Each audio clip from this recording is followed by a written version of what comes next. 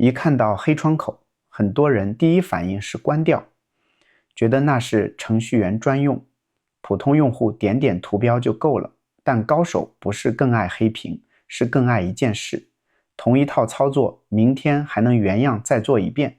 命令行就是用文字精确指挥电脑的工作方式。今天先不背命令，先把 CLI 到底是什么讲明白。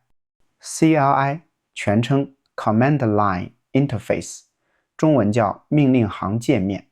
你可以把它理解成不用鼠标点菜单，而是用一行一行的文字告诉电脑要做什么。你输入命令回车，电脑执行，然后把结果用文字打回来。听起来很旧，但恰恰因为全是文字，它才容易复制、修改、保存和自动化。最简单的类比是这样，图形界面像进餐厅点菜，看见什么点什么，方便直观。命令行像写菜谱，步骤被写成文字。菜谱的好处是，你可以复制给别人，改2个参数，再跑100次。点菜适合探索，菜谱适合重复。所以不是谁更高级，而是场景不同。偶发操作用界面，重复工作更适合命令行。命令行的工作流其实很短。第一步，打开终端。第二步，进入你要工作的目录。第三步，输入命令。第四步，看屏幕输出，成功信息、结果列表或者报错。第五步，根据结果改参数，再跑一次。很多人怕命令行，是因为把学100条命令当成入门。真正入门是先学会这5步循环。命令可以很多，但新手先掌握4种动作就够。第一，切换目录，知道自己现在在哪，要去哪。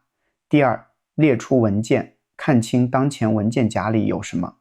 第三，运行程序或脚本，让电脑真的干活。第四，读报错，而不是一报错就重开。会这4步，你就已经能完成很多真实任务，装依赖、跑项目、看日志，执行 AI 给你的安装指令。现在学 AI， 你更绕不开命令行。装环境、下模型、跑脚本、调接口、看日志，教程里最后往往都会给你几行命令。AI 帮你写好的安装步骤，本质也是 CLI 工作流。你如果只敢点按钮，遇到报错就卡住。你会看命令和输出，就能自己改参数，重试定位问题。命令行不是和 AI 抢活，而是让你接得住 AI 教出来的活。命令行入门坑往往不在语法，而在习惯。第一，怕黑屏，一紧张就关掉，其实输出里藏着答案。第二，死记命令却不知道自己在哪个目录。第三，不读报错，失败了只知道不行。第四，网上命令整段盲复制，不看它会改哪里删什么。正确姿势很简单，先确认目录，再小步执行，每一步都看输出。记住这一句， CLI 不是复古，而是用文字精确指挥电脑，把做一次变成稳定做100次。图形界面适合探索，命令行适合复用。